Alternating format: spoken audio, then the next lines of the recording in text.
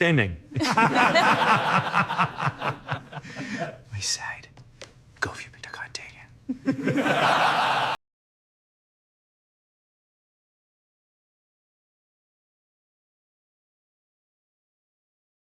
The conference room was a glass box suspended above downtown Atlanta, sunlight gleaming off skyscrapers, the hum of traffic like a distant pulse. Maya Cole sat at the long mahogany table, posture straight, silence taut. She'd built this company, Cole Industries, from 2 laptops, and a loan no bank had wanted to approve. Now, after 10 years, they were negotiating a $1 billion security contract with the city police department. Captain Richard Harlow strutted in late. Aviator shades still on, badge glinting at his belt. He didn't shake her hand, didn't even look at her. "Where's your boss, sweetheart?" he said, tossing his folder onto the table. Her assistant froze mid. The HR director's smile twitched. Maya's knuckles tightened around her pen. "I'm the CEO," she said evenly. Harlow chuckled, loud, dismissive. "Sure you are." He turned to the white consultant seated beside her. "So, you're the one I should be talking to about real numbers." The air went sharp. Maya's throat burned, but she stayed still, the practiced stillness of someone who's been underestimated her entire life. Outside the glass, clouds thickened over the city, a sudden gray, then a faint vibration, her phone lighting up with a news alert. "Police captain under internal investigation for racial misconduct, Richard Harlow named." She lifted her gaze to him, calm as ice. He finally met her eyes and saw that she knew. "Captain," she said quietly, "I think you'll want to read this before we continue." The laughter died in his throat. The glass walls reflected them both, his face draining of color, her stillness unbroken, as the boardroom fell into stunned silence. The conference room was designed to intimidate. Long table, chrome fixtures, glass walls overlooking the city. Everything gleamed, but the air felt brittle. Maya Cole sat at the head, composed. Her company's future hung on this contract, the biggest security, infrastructure deal in Atlanta's history. She adjusted the cuff of her navy blazer. Calm hands, controlled breathing. She'd done this 100 times, but she could feel the undercurrent already. Glances exchanged, tight smiles, the way people hesitated before addressing her. "Captain Harlow's running a few minutes behind," said the deputy commissioner. "Of course he is," murmured Jordan beside her. When Harlow finally entered, his presence filled the room, tall, broad, wearing his badge-like armor. He looked around and grinned as if arriving at his own show. "Morning, folks," he said, voice booming. "Didn't know we were starting without the real decision-makers." His gaze skimmed past Maya. "I'm Maya Cole," she said, standing to shake his hand. "CEO of Cole Industries." He smirked. "You're kidding." "No," she said simply. He chuckled. "Guess times are changing, huh?" No one laughed. Jordan's jaw tightened. The HR director looked at her notes. Maya sat again, unflinching. "We've prepared a full proposal outlining cost efficiency and data integrity for your department." "You'll find," Harlow interrupted. "Hold up, you're talking data security for law enforcement. You even have clearance for that level of access." "We do, verified by the state contract board." He leaned back. "Right, just making sure you didn't, miss something." His tone oozed mock concern. A few others chuckled nervously. Maya didn't. "Captain," she said, "if you're implying incompetence, I'd be happy to review credentials." He grinned wider. "Relax. Don't get all emotional on me." Something in her chest went cold. The same chill she'd felt 1,000 times in banks, in meetings, in silence after she entered a room. Then her phone vibrated. A headline flashed. "Police Captain Richard Harlow under internal investigation for misconduct allegations." Her heart stilled. She turned the screen toward him. "Is this you?" she asked quietly. His smile faltered. The deputy commissioner shifted uneasily. "What's that?" "Breaking news," Maya said. "Your lead negotiator seems to be under investigation." The room froze. Harlow's laugh came late. Hollow, fake news. Don't believe everything you read. But his hand twitched. He reached for his phone. Silence, the kind that hums like a live wire. Maya leaned forward, voice steady. "Maybe we should pause this meeting until your department clears its own records. It'd be irresponsible to sign anything otherwise." For a second, no one breathed. Then Harlow stood abruptly. "You'll regret this," he muttered. Too low for others to catch. Maya didn't move. "Already have," she said. He left the room without another word. Behind her calm face, adrenaline thudded like a drum. She stared out at the skyline, sunlight fractured through the glass, turning the city into a blaze of gold and shadow. In that reflection, she saw both their faces, hers resolute, his fading. The war had just begun. The story broke before sunrise. Local stations ran the headline in bold red: Atlanta police captain under investigation, source says pattern of bias. By mid-morning, the city was buzzing. Reporters camped outside precinct doors. Talk shows debated cancel culture. Online, the hashtags multiplied: hashtag justice in uniform, hashtag coalindustries. And under every post mentioning Maya's company, the comments turned venomous. She's making this racial, typical activist CEO. She should be grateful she's even in the room. Maya scrolled once, then stopped. She knew better. Words could cut deeper than blades, and they were sharpened to kill her credibility. Jordan entered her office, phone in hand, face grim. They're trying to spin it. Someone leaked your college internship record claiming you falsified a report from 12 years ago. Maya looked up sharply. That's absurd. Doesn't matter. It's trending. He dropped his phone on her desk. There it was, a screenshot of a confidential memo, obviously forged, but circulating fast. The comments were already framing her as dishonest, unfit, aggressive. Maya closed her eyes. The air tasted of metal. So it begins. Jordan paced. You want me to issue a statement? No, she stood. Let them talk. Every lie they post makes the truth louder when it lands. Jordan hesitated. You think they'll stop? She turned to the window. The skyline glowed pale gold in morning haze. No, I think they'll escalate. By noon, City Hall called. The scheduled vote to confirm her contract was suddenly postponed. Officially, they said it was for review. Unofficially, it was punishment. At the same time, the police department's PR head released a statement defending Harlow, calling him a decorated officer targeted by baseless political motives. Maya watched the press conference on mute. His confident smirk was the same one she'd seen across the conference table. Jordan cursed under his breath. He's doubling down. He always would, Maya said. He thinks power protects him, doesn't it? She didn't answer. Her phone buzzed again. An unknown number. She ignored it. Then again, persistent. She sighed and picked up. A low voice. Miss Cole, this is Detective Ramos, Internal Affairs. Just wanted to say, not everyone here's blind. Watch your back. The line clicked dead. She stood there, still, absorbing the words. Watch your back. Outside, cameras flashed from the street. Her company's front doors gleamed like targets. That evening, her mother called. The sound of gospel music echoed faintly in the background. Maya, baby, I saw the news. I'm fine. Mama, you always say that. Silence stretched. Her mother sighed. You think these people will play fair. They never do. You don't have to fight every war. Maya leaned back in her chair, exhaustion pulling at her spine. If I don't, someone else will have to later. You're not made of steel, girl. No, Maya said softly, but I've learned to bend without breaking. The next day, an anonymous source dropped internal city emails to a local reporter, hinting that Harlow's investigation had been buried twice before. The reporter, sensing fire, reached out to Maya for comment. I don't speak off record, she said. He pushed. People need a face for this story. You could know. Her tone sliced clean. They don't need a face. They need facts. He sighed. You know how this works, Miss Cole. Facts don't trend.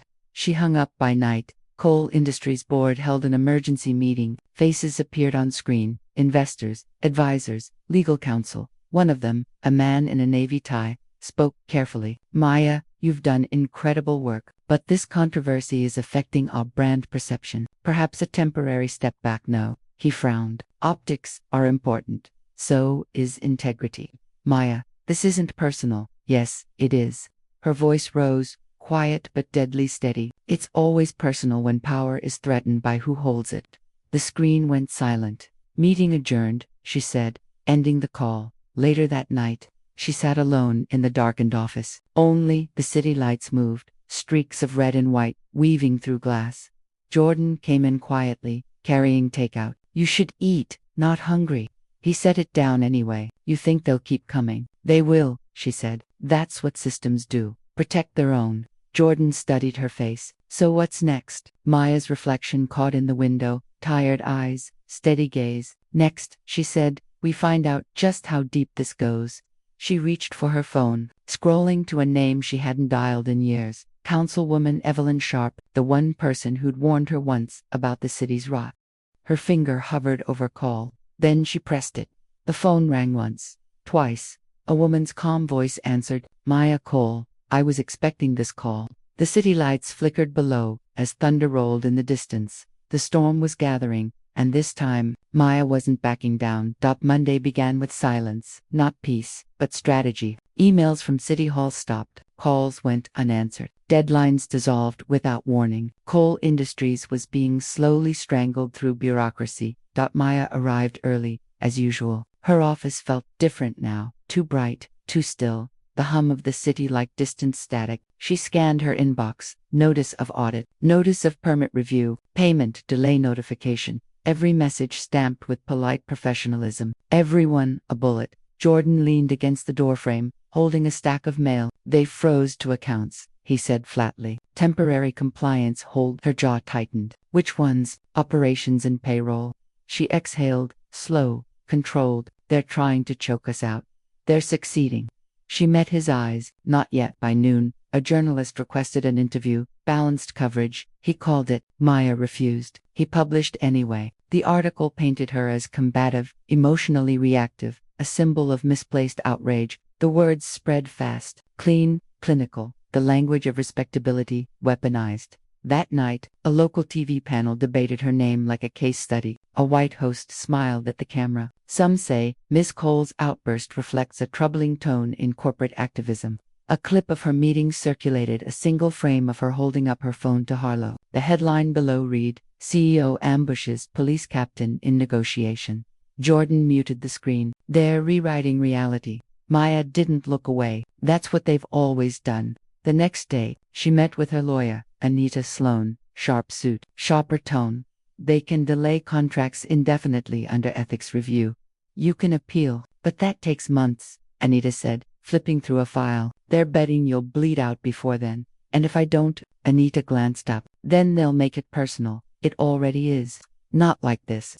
She slid a document across the table, a leaked memo. Someone's pushing for an investigation into your company's hiring diversity, claiming discrimination against white applicants. Maya stared at the page. The irony burned. They're good. They're thorough, Anita corrected. They'll dig until you break or slip.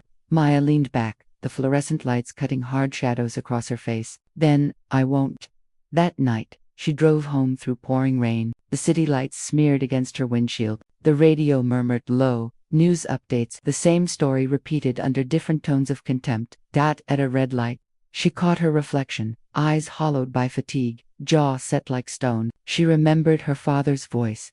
You'll have to be twice as good to get half as much, she whispered into the empty car. I'm done surviving halves. The next morning, Coal Industries' lobby was quieter than usual. Employees avoided eye contact. Some whispered, others just looked scared. Jordan approached, pale. HR says people are asking if we're stable. If they'll get paid. They will, Maya said. With what money? She walked past him toward the boardroom, with resolve. He followed, voice rising. Resolve doesn't pay rents. She stopped, turned. Neither does silence. The room went still. Jordan looked away first. Later that day, the deputy commissioner's office sent an email, brief, formal, final. Due to ongoing ethics concerns and reputational risk, the city is suspending all negotiations with Coal Industries until further notice. She read it twice, then she laughed, low, disbelieving. Jordan entered moments later, saw the email, and froze. They cut us off. No, she said quietly. They cornered themselves. He frowned. What do you mean? They think they can bury me under paperwork, but corruption leaves fingerprints. You're thinking of the investigation file, the one they buried before the news broke. Jordan hesitated. That's classified.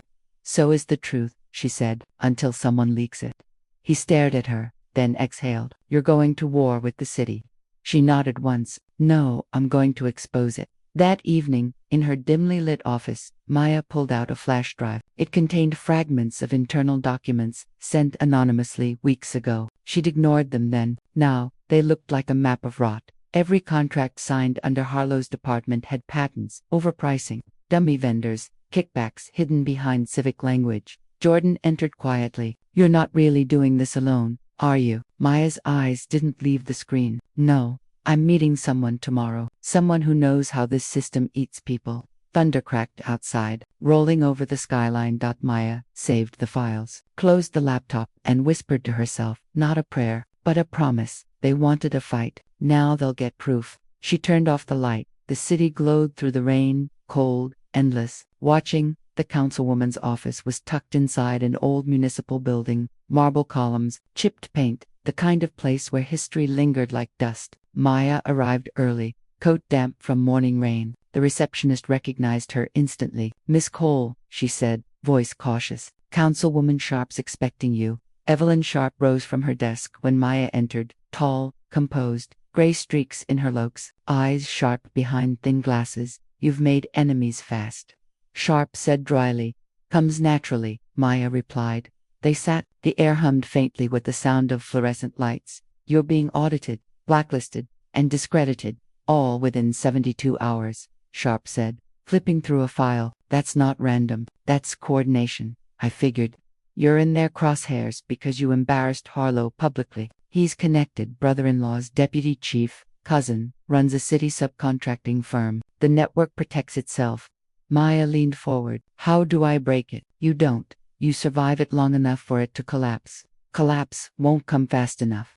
Sharp studied her. "Then you'll need allies who aren't afraid to be seen standing next to you." Maya's laugh was soft, bitter. "Those are rare." Sharp smiled faintly, but not extinct. She opened a drawer and slid a small folder across the desk. Inside, names, numbers, a contact card. "Darius Wynn," Sharp said. "Former cop, left after internal affairs buried his complaint. Knows where Harlow's skeletons are. Call him." Maya closed the folder carefully. "Thank you." Sharp leaned back. "You're playing a dangerous game, Miss Cole. They won't just fight your company. They'll come for your name." "I'm aware."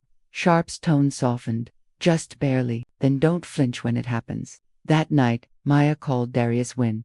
His voice came low, wary. "Councilwoman said you'd reach out. She said you left the force." "Didn't leave. Got pushed." "Because of Harlow." He laughed once. Sharp. "Because I tried to expose his unit for fabricating evidence. Got labeled unstable. Standard playbook. I need documents," she said. "Something that proves pattern, not rumor." "Pass. You're not the first to ask, but you might be the first who actually does something with it. I will then meet me tomorrow. 7 a.m. coffee shop on Peachtree. Bring no one." The call ended. Maya stared at the phone for a long moment, then turned off the lights. The next morning, the cafe was half empty, the air heavy with the smell of espresso and wet asphalt. Darius sat near the back, broad-shouldered, eyes constantly scanning. He slid a thumb drive across the table without preamble. "What's on it?" she asked. "Internal reports, complaints, all suppressed. They'll ruin me if they trace it. So don't contact me again after this. You're risking a lot. So are you." He stood to leave, then hesitated. "They'll smear you worse before it's over. Be ready to lose people." She nodded. "Already started." He left without looking back. That afternoon, her lawyer, Anita, arrived at her office. "You've been busy," Anita said. Maya handed her the drive. "Evidence." Anita's eyes narrowed. "You didn't get this legally." "No one gets justice legally in this city." Anita sighed. "You're crossing a line. I'm standing on one." At home that evening, Maya's mother sat on the couch watching the news. Another panel, another debate about ethics in business. Her daughter's photo hovered on screen. "Maya," she said softly, "you sure this fight's worth what it's taking from you?" Maya sank into the chair opposite. "You taught me not to bow to people who mistake cruelty for strength." Her mother's gaze lingered. "I taught you to survive." "I am, barely." Maya's throat tightened, but she said nothing. Later that night, she received a text from Jordan. Heard rumors. People inside City Hall saying Harlow's lawyer is preparing a counterattack. Personal stuff. They're digging through your life. She typed a response, deleted it, then finally wrote, "Let them dig. Truth doesn't rot." At dawn, Maya stood at her apartment window. The city below buzzed awake. Sirens, buses, distant horns. She touched the folder from Sharp, the drive from Darius, the documents Anita had scanned. 3 sources, 1 story. For the first time in days, she felt still. Not safe, never that, but certain. She whispered to the reflection in the glass. "They built this system to protect men like him. Let's see how it survives exposure." The sun broke over the skyline, pale and relentless. A new day, colder, sharper, war, officially declared. It began on a Tuesday. A single video link appeared on social media, grainy, times, the kind that people click out of morbid curiosity. Body cam footage, Captain Harlow, March 18th. The clip showed Harlow during a traffic stop. His voice, joking, condescending. The suspect, a young black man, trembling. The words that followed, laughter, mockery, the slap of authority gone unchecked. Within hours, the video spread. By noon, #Harlow footage topped every feed. Maya sat in her office, watching the clip once, then closing the laptop. She didn't need to see it again. She'd seen it before in 100 other stories. In 1,000 silent moments that never made it to film, Jordan burst in, phone buzzing. It's everywhere. CNN, MSNBC, even local talk radio. They're saying the leak came from inside Internal Affairs, not from us. Maya asked. No, anonymous drop. She nodded slowly, then the truth's moving on its own. By evening, the city split in two, half outraged, half defensive. Police unions held press conferences. Words like context and misrepresentation filled the airwaves. Harlow appeared on camera, jaw clenched, saying he deeply regretted any misunderstanding. Maya watched him from her darkened office. Her reflection ghosted over his televised face. He's cornered, she murmured. Jordan stood beside her. Cornered men fight hardest.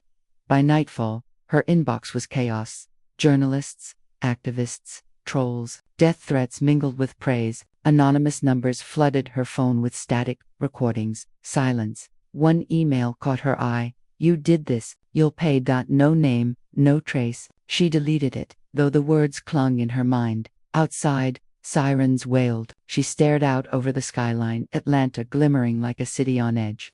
The next morning, Maya walked into the office to find employees gathered around screens, whispering, watching. Jordan approached. Channel 8 just aired another clip. Same day, different suspect. This time, he uses a slur.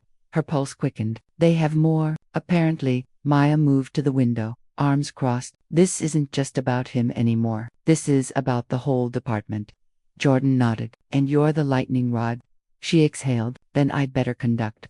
That afternoon, a reporter, Lena Cruz from the Ledger, requested an in-person interview. Off the record, she said, but honest. They met at a quiet downtown cafe. Cameras stayed off. Pens didn't. Lena leaned forward. You've become the face of this controversy, whether you like it or not. How do you see it? I see a system protecting itself, Maya said. They'll call it misconduct when it's convenient, but silence it when it threatens the structure. Lena studied her. You sound angry. I'm focused. You realize Harlow's attorney is accusing you of being behind the leaks. Maya gave a faint smile. Of course he is. When truth surfaces, they always look for someone to drown. Are you worried? Yes, Maya said, voice steady, but not of him. That night, Coal Industries' website crashed, a cyber-attic flooding it with racial slurs and fake statements. The IT team worked overnight, deleting, restoring, blocking. By dawn, they had the site back up, cleaner, but scarred. Jordan slammed his keyboard. They're trying to break us digitally now. They can't, Maya said. Why not? Because they're reacting. We're directing.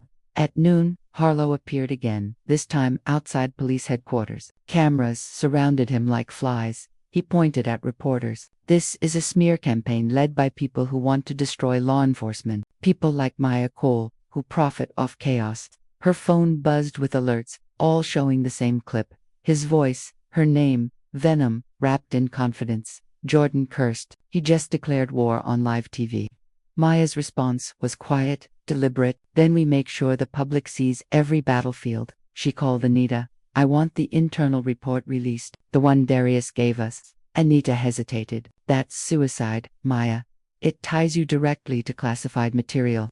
Then redact it, leak it anonymously, but make sure it lands. Maya, do it. The line went silent. Then Anita said, you understand, there's no going back after this. I never planned to. By nightfall, the report was out. A 62-page document, unsealed, unverified, undeniable. Dozens of incidents varied by Harlow's unit. Patterns of falsified evidence. Complaints dismissed. Internal covered dash-ups.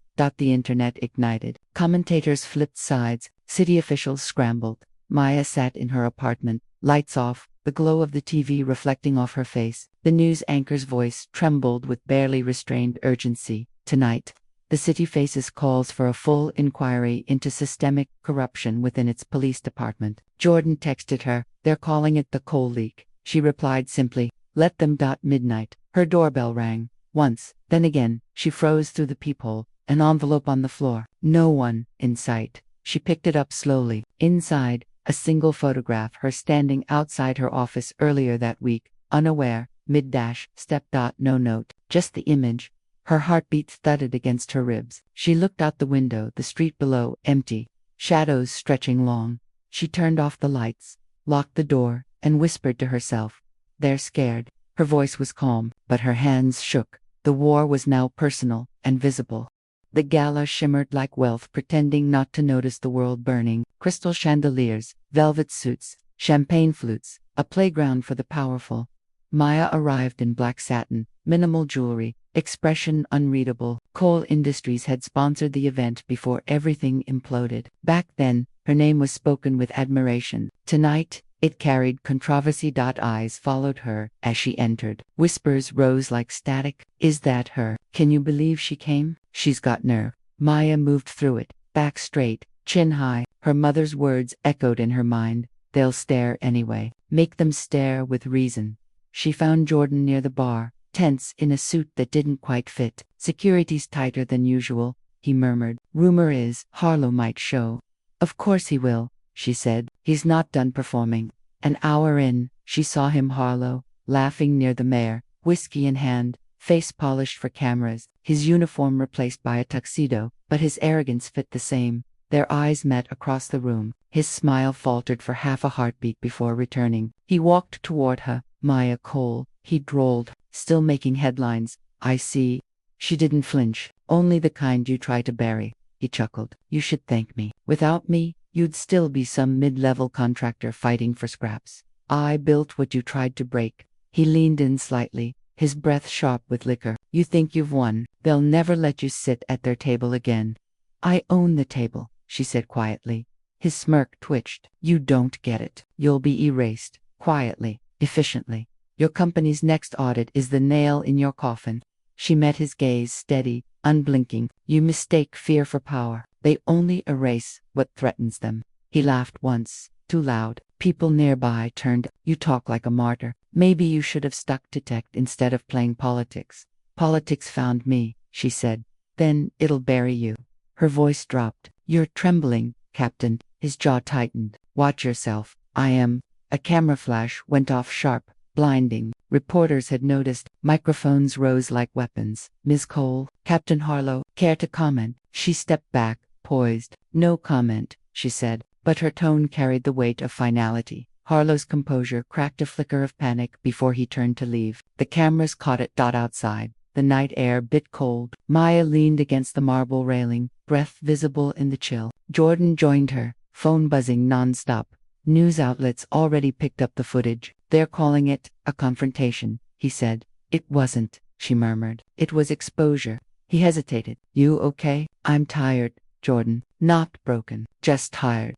He studied her face, the fatigue around her eyes, the stillness too controlled. "You should go home." "I can't." "Why?" She looked toward the skyline, red lights blinking against the dark. "Because truth doesn't rest, and neither can I." Hours later, she sat alone in her apartment, heels off, makeup smudged, silence pressing in. The city's glow filtered through blinds, soft and cruel.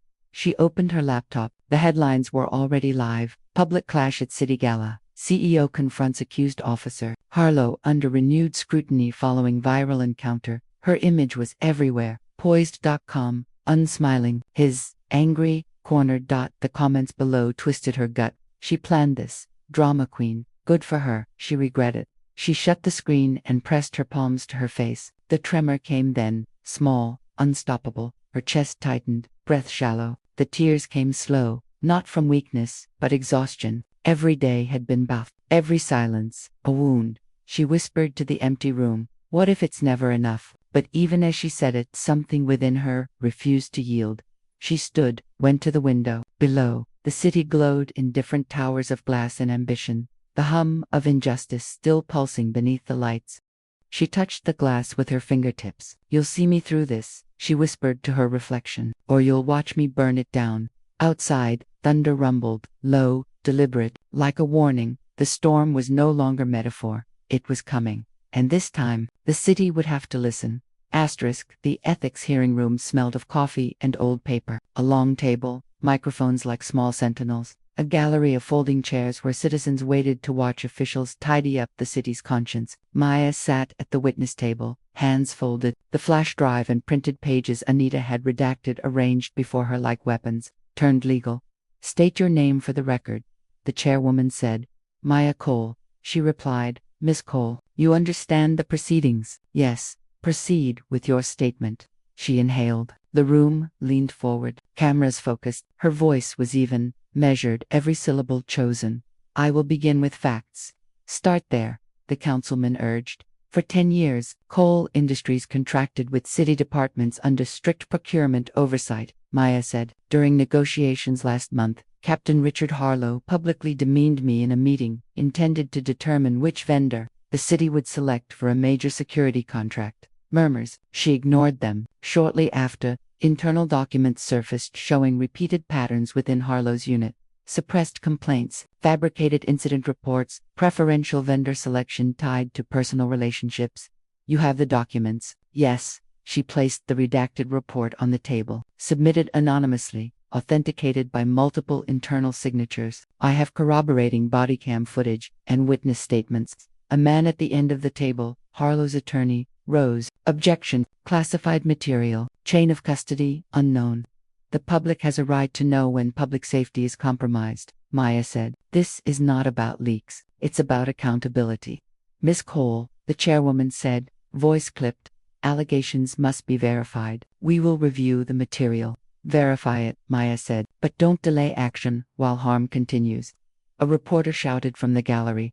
Will Captain Harlow be suspended? That's not for you to decide, the chairwoman snapped. After hours of testimony, cross-examination, procedural wrangling, they took a recess. Outside the room, protesters chanted. Inside, behind closed doors, the council convened urgently. But Maya felt the weight of every pair of eyes. She understood the theater, the way institutions moved slowly until a spotlight made them flinch. She had lit that spotlight.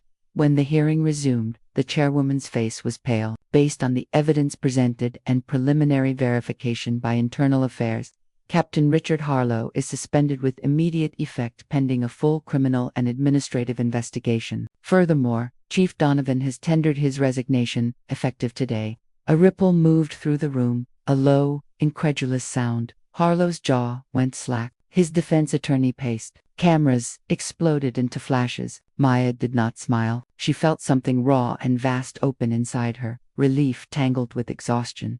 You realize, Harlow's attorney said later, voice strained, that this does not prove Miss Cole's involvement in the leak. Perhaps not, Maya replied, voice tight, but it proves a pattern that was hidden. That's what mattered.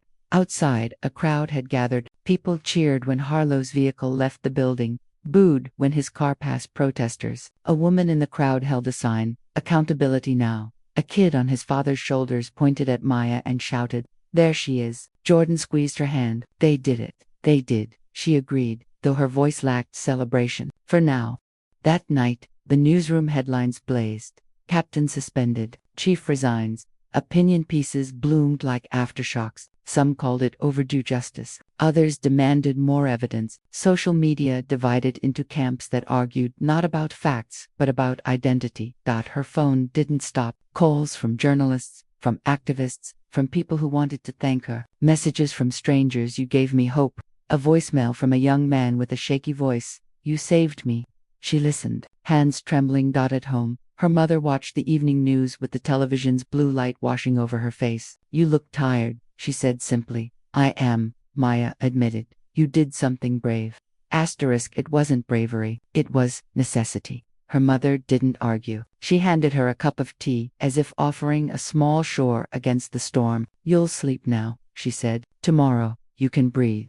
Maya smiled, a small thing that didn't reach her eyes. Tomorrow's already scheduled. Sleep was thin. She woke to the soft whine of her phone. More messages, more interviews. She scanned them while the city outside gathered its breath. Among the praise were darker notes, threats, anonymous warnings, a doctored photo of her car with a bullet hole superimposed. Someone had sent a package to the office, harmless material, but intended to frighten Dot at 9. A news van outside her building bloomed like a docked hornet. Reporters wanted activists wanted statements, lawyers wanted deposits, investors wanted reassurance, employees wanted a paycheck. She met with the board in the afternoon. The room smelled of disinfectant and fatigue. "We won the hearing, legally," Anita said, "but the adversary is bigger than one man. There are networks, there are contracts, there's money." "So what now?" Jordan asked. "Clean the company's records, shore up client relationships, prepare for litigation," Anita replied, "and be ready for retaliation." Maya listened, the plans forming a hard scaffold around her. She thought of every sleepless night, every taunt, every slight. The cost had been tall. Friends lost their neutrality. Clients wavered. A board member quietly resigned, citing unresolved reputational risk. Was it worth it? Jordan asked quietly as they walked out into the gray afternoon. She looked at him, worn, loyal. "Do you think we had a choice?" He swallowed. "No." Maya's jaw clenched. "Then yes." They passed a mural painted on a brick wall, a face, fierce and calm. People had scrawled messages of support beneath it. Maya stopped, fingers brushing the rough paint. The city had shifted, a little, not fixed, not healed, but exposed. She thought of the families, the names, the small injustices that had chained people for years. She had opened a door that might close, or might not. She felt the shame and the price like a physical presence, a ledger that never balanced. That night, alone in her office, she locked the door, turned off the lights, and sat in the dark with the city's hum. She whispered, not to anyone, "We're not done." Rain slicked the courthouse steps, reflecting the flashing lights of cameras and patrol cars. The air smelled of metal and wet asphalt. A storm morning. Maya arrived in a gray coat, hair tied back, expression unmovable. The hearing today wasn't about her. It was State versus Richard Harlow, but every camera pointed her way. Inside, the courtroom hummed with tension. The pews were packed. Journalists, activists, city officials, quiet onlookers. The judge entered. "All rise." Harlow sat at the defense table, jaw tight, skin gray under the fluorescent lights. Gone was the polished captain. This version was smaller, stripped of rank, forced to answer to the law he'd once bent. When the prosecutor spoke, the words landed with precision. Pattern of racial bias, suppression of internal complaints, evidence tampering. Each charge echoed. Maya sat behind the bar, hands clasped. She wasn't called to testify. She didn't need to. The documents, the footage, the internal memos, they spoke louder than she ever could. Midway through the testimony, Harlow looked back at her. His stare was hollow, almost pleading. She didn't look away. There was nothing left to give him. Not anger, not pity. The officer who had once sneered at her across a conference table was now a defendant flanked by lawyers who looked like they wanted to vanish. When the verdict came, the air broke. Guilty on all counts. The words fell like iron. Reporters surged outside, microphones trembling in the rain. "Miss Cole, do you have a statement?" She paused at the courthouse doors. "No statement," she said. "The record speaks." That night, headlines blazed across every screen. Bofton, sentenced in misconduct and corruption case. CEO's evidence. Sparks national investigation into police contracts. The nation's eyes turned to her. But Maya didn't celebrate. Justice wasn't triumph. It was, wait, at home. She poured herself coffee at midnight. The apartment was quiet, the city a blurred constellation beyond the window. Her mother's photos sat on the table beside an open notebook filled with names. Not just the powerful, but the forgotten. The families who'd reached out. The victims whose cases had vanished in paperwork. Her phone buzzed. A message from Anita. "They're auditing city contracts nationwide now. You started something." Another from Jordan. "Take a breath. You did it." She typed back only, "We did what was necessary." She closed the phone, rubbed her temples, and stared at the city lights. Every victory had shadows. Harlow was gone, but the system that enabled him remained intact. Only quieter, more cautious. In the silence, she thought of all the moments that led here. The laughter in that first meeting, the humiliation, the disbelief in every boardroom, every whispered conversation. It had taken everything to turn their mockery into evidence, and it still didn't feel like peace. The next morning, Coal Industries Board met for the first time since the verdict. Cameras waited outside, investors inside. Maya walked in without a speech. The chairman began, voice measured. The company's reputation has evolved. Some contracts have been suspended, others under review. But public trust, it's climbing. Anita handed her a report. Public approval at a record high. New partners calling, employees returning. Jordan smiled faintly. People finally see you as more than a CEO. You're a symbol. I'm not comfortable being a symbol, she said. Symbols move people, Anita replied. That's the point. Maya looked out the window at the skyline. Then I'll make sure they move in the right direction. Later that afternoon, she visited the city office where it all began. The same long corridor, same badge scanners, same polished floors that once echoed her humiliation. A clerk recognized her and stiffened. Ms. Cole, I'm here for records, she said. Public access. The woman hesitated, then nodded, and opened the gate. No one stopped her this time. Maya walked the hall, fingers brushing the wall. The conference room door, that door was still there. She pushed it open. Empty chairs. The table gleamed under fluorescent light. The ghost of that first laugh still lingered somewhere in the air. She sat where she had sat that day. The black woman dismissed before she spoke, mocked before she could present her plan. The silence now was total. Taut her hand rested on the table, steady. You tried to erase me, she whispered, but I wrote my name in ink you can't wash off. Then she stood, left the door open, and walked out without looking back. Outside, sunlight broke through the rain. She stood on the steps, eyes closed, letting it touch her face. A news crew waited at the bottom, but for once, she didn't rush toward or away from them. She simply breathed. Across the street, a girl about 10 held her mother's hand. When she saw Maya, she smiled, small, certain, unafraid. Maya smiled back. It wasn't forgiveness. It wasn't closure. It was something quieter, more dangerous, persistence. That evening, she drafted a letter to her team. We didn't fight to win headlines. We fought because silence was killing people. Our next goal is reform, real oversight, not symbolic panels. We build what we needed, systems that don't depend on who's in power. We keep going until fairness stops being a headline. She read it once, twice, and sent it.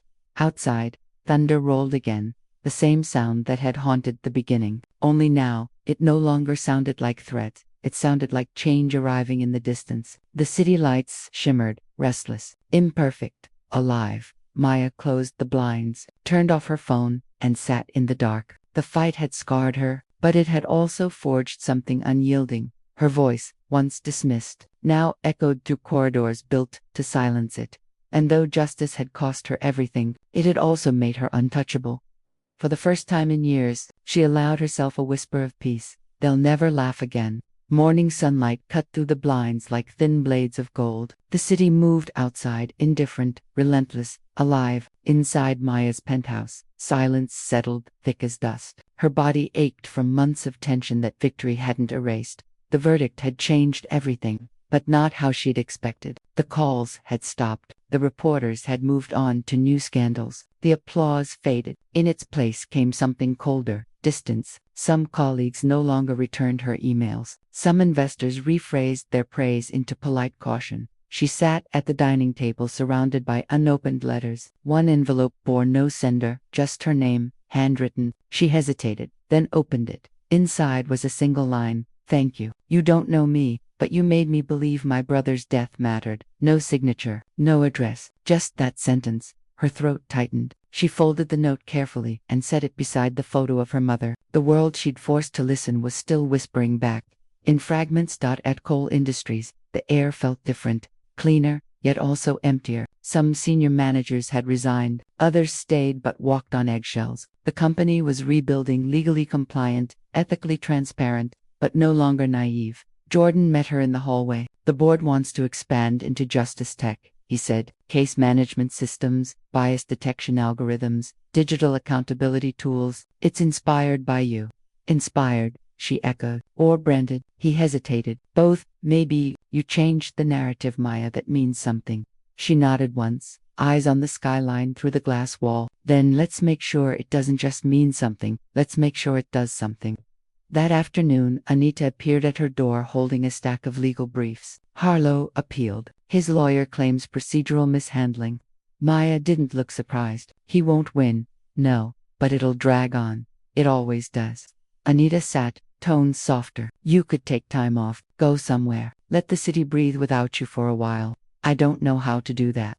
Anita smiled faintly, then learned. Days blurred, meetings, calls, statements. She became a symbol. Conferences, panels, interviews. People introduced her as the woman who took down corruption. She smiled politely, spoke carefully, but each repetition felt like theft. They didn't see the nights she woke gasping from dreams of that first slap of humiliation, the laughter, the eyes in the room, the feeling of invisibility made flesh. They didn't see the toll, the isolation, the exhaustion, the fear that one day she'd wake up erased again. One evening, she skipped an awards dinner and walked instead. The streets were wet, neon lights reflecting off puddles. She passed the old restaurant where it had all begun, the one where she'd been mistaken for someone she wasn't. It was renovated now, sleek and modern. A new sign hung above the door, Cole's Table. She froze. Through the window, she saw families eating, laughter filling the space. No one noticed her standing outside. She walked in. The hostess smiled. Good evening, ma'am. Table for one. Maya looked around. Every wall carried photos of black chefs, artists, leaders, unticked, unframed, uncommodified. No, she said softly, just passing through. The hostess tilted her head. You look familiar. Maya smiled, small but genuine. I used to come here for meetings. Well, the hostess said, you should come back. The food's better now. Maya nodded and stepped back into the rain. Later that night, she sat at her desk, reviewing proposals. Jordan called. You disappeared, he said. Not disappeared, she replied. Just quiet. You don't sound okay.